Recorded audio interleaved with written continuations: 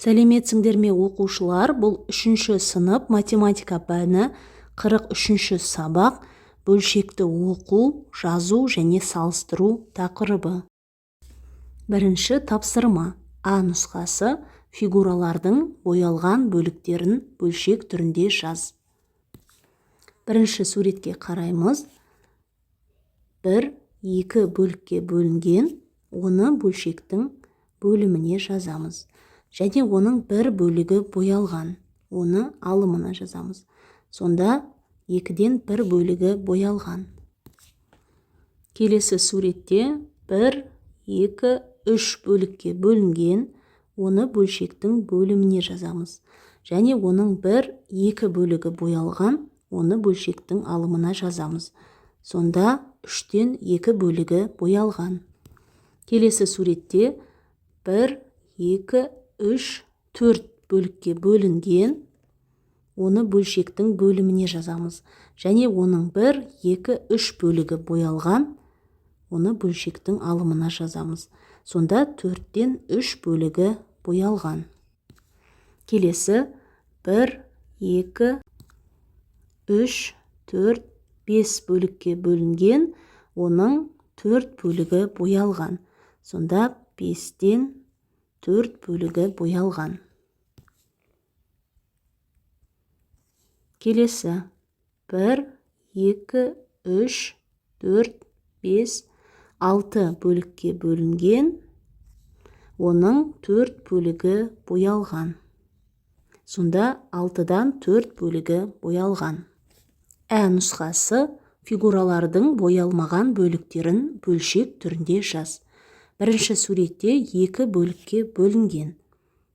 Оны бөлшектің бөліміне жазамыз. Және оның бір бөлігі боялмаған. Оны бөлшектің алымына жазамыз. Сонда 2-ден бір бөлігі боялмаған. Келесі суретте 3 бөлікке бөлінген. Оны бөлшектің бөліміне жазамыз. Және оның бір бөлігі боялмаған. Сонда 3-тен бір бөлігі боялмаған.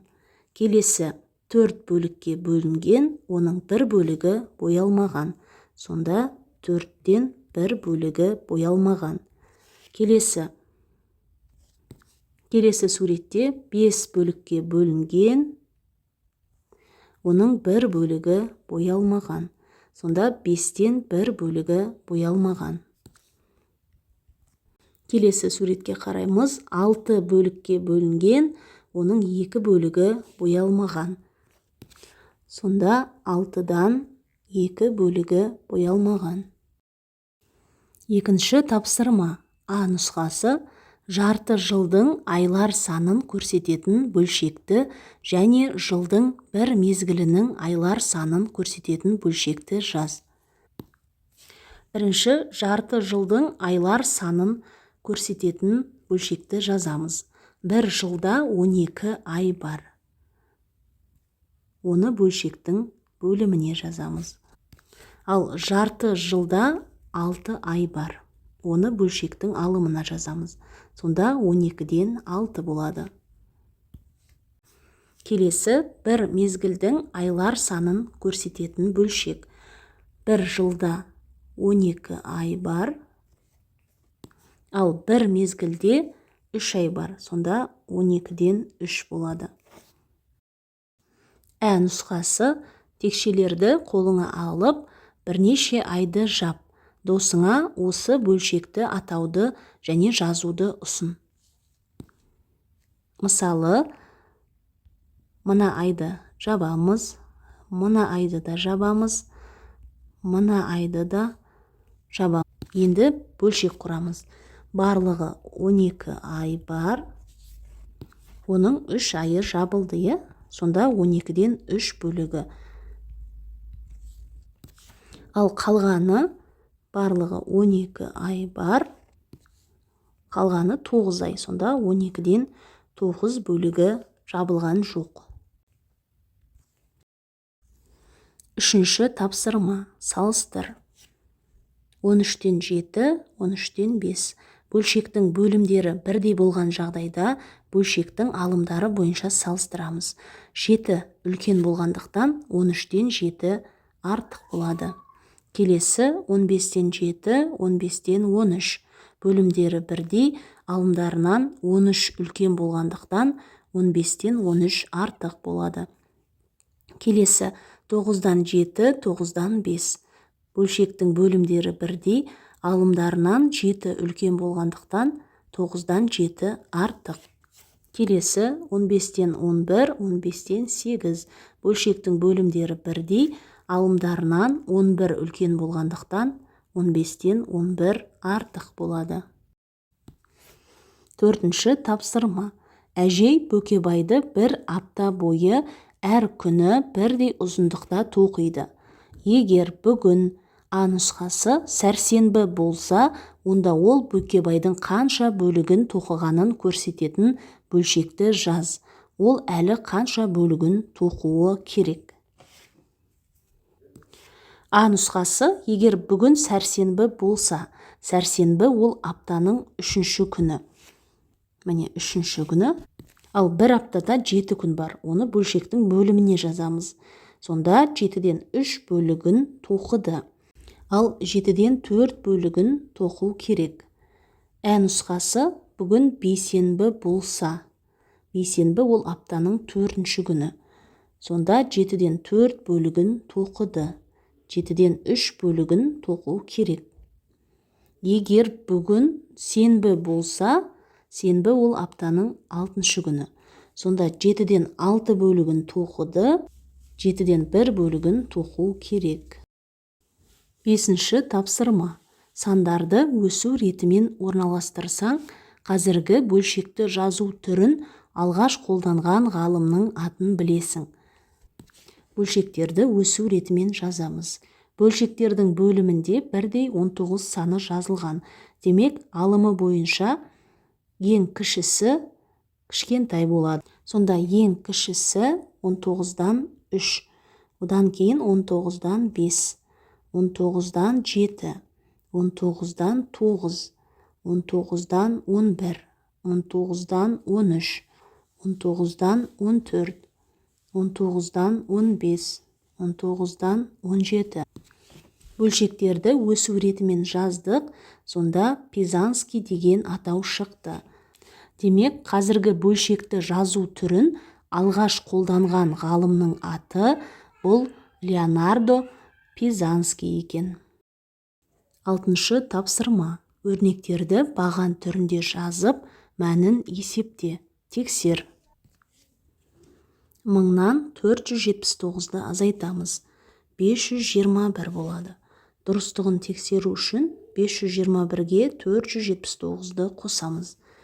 Бастапқы 1000 саны шығады. 372-ге 569-ды қосқанда 941 болады. Дұрыстығын тексеру үшін 941-ден 569-ды азайтамыз. Бастапқы 372 саны шығады. Келесі 929-дан 488-ді азайтамыз. 441 болады. Дұрыстығын тексеру үшін 441-ге 488-ді қосамыз. Бастапқы 929 саны шығады. Келесі 479-ға 391-ді қосқанда 870 болады. Дұрыстығын тексеру үшін 870-тен 391-ді азайтамыз. Бастапқы 479 саны шығады. Жетінші тапсырма. Теңдеулерді шеш. Бірінші теңдеуде бірінші 920-дан 40-ты азайтып аламыз. 880 болады. Одан кейін А белгісіз санды анықтау үшін 880-нен 450-ді азайтамыз. Аның мәні 430-ға тең. Келесі теңдеуде бірінші 180-ге 20-ны қосып аламыз. 200 болады. X-ті анықтаймыз. Ол үшін 200-ге 340-ты қосамыз. Сонда 540 болады. Келесі теңдеуде Y-тің мәні 54-ге тең. Ал келесі теңдеуде B-ның мәні 4-ге тең. 8-ші тапсырма. Есепте. Бірінші есепте бірінші көбейту амалы, екінші азайту амалы орындалады. 50-ді жазамыз, азайту 6 көбейту 4, 24 болады. 50-ден 24-ті азайтқанда 26 болады. Келесі бірінші бөлу екінші қосу амалы орындалады. 24-ті 4-ке бөлгенде 6 болады. Қосу 12 тең 18. Келесі есепте бірінші бөлу екінші қосу үшінші қосу амалы орындалады. 135-ті жазамыз. 27-ні 9-ға бөлгенде 3 болады. Қосу 25. 135-ке 3-ті қосқанда 138. Қосу 25. 138-ге 25-ті қосқанда 163 болады. Келесі бірінші бөлу екінші азайту үшінші қосу амалы орындалады. 100-ді жазамыз, азайту 54-ті 6-ға бөлгенде 9 болады. Қосу 310. 100-ден 9-ды азайтқанда 91 болады. Қосу 310. 91-ге 310-ды қосқанда 401 болады. Келесі есепте бірінші жақшаның іші екінші бөлу үшінші қосу амалы орындалады. 125-тен 100-ді азайтқанда 25 болады. Бөлу 5. Қосу 98. 25-ті 5-ке бөлгенде 5 болады. Қосу 98. 5-ке 98-ді қосқанда 103 болады. Келесі есепте бірінші жақшаның іші екінші көбейту үшінші азайту амалы орындалады. 1000 азайту 3-ті жазамыз, көбейту 329-дан 320-ны азайтқанда 9 болады.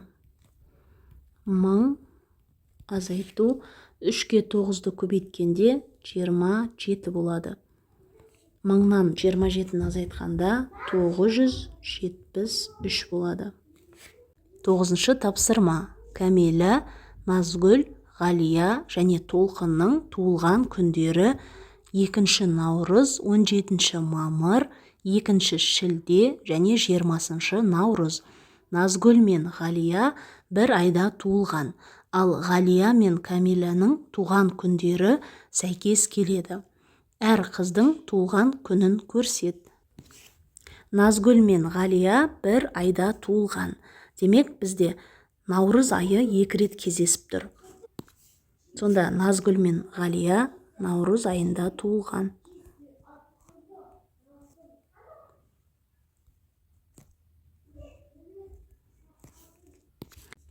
Ал Ғалия мен Кәмиланың туылған күндері сәйкес келеді.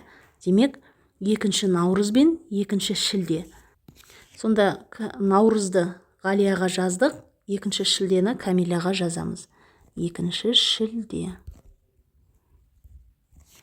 Ғалияда 2 наурыз болады. Сонда 20 наурыз Назгүл, ал бізде қалғаны 17 мамыр. Оны Толқынға жазамыз. 17 мамыр. Сонда Кәмила 2 шілдеде, Назгүл 20 наурызда, Ғалия 2 наурызда, Толқын 17 мамырда туылған екен.